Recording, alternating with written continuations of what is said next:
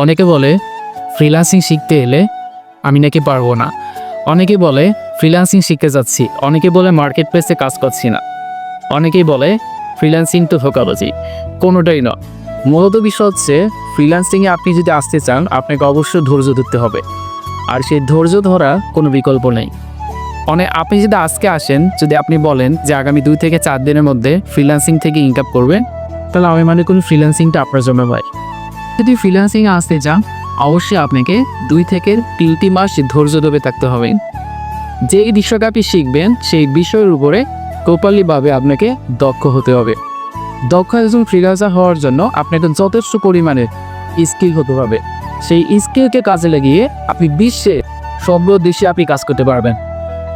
তাই আপনি চাইলেও ঘরের মধ্যে বসে ফ্রিল্যান্সিং করতে পারবেন। আপনার হাতে থাকা 2 থেকে 3 ঘন্টা সময় কাজে লাগিয়ে স্কিল আপ হন। আপনি একটা বিষয় দেখবেন, বাংলাদেশের ব্যক্তিরা বাইরের দেশে যায় বিভিন্ন ইউনিভার্সিটি থেকে স্কলারশিপ নিয়ে।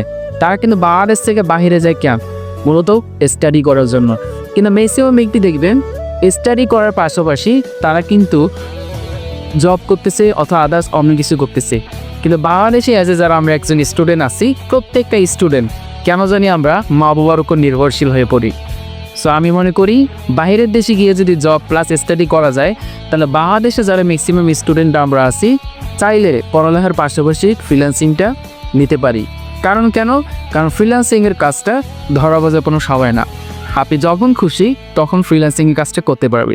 তো আমি মনে করি চাইলে আপনি কিন্তু সম্ভব, যদি নিজের ইচ্ছা শক্তি থাকে, নিজের আত্মবিশ্বাস থাকে, তাহলে আমি মনে করি ফ্রিল্যান্সিংটা আপনার জন্য। ধন্যবাদ।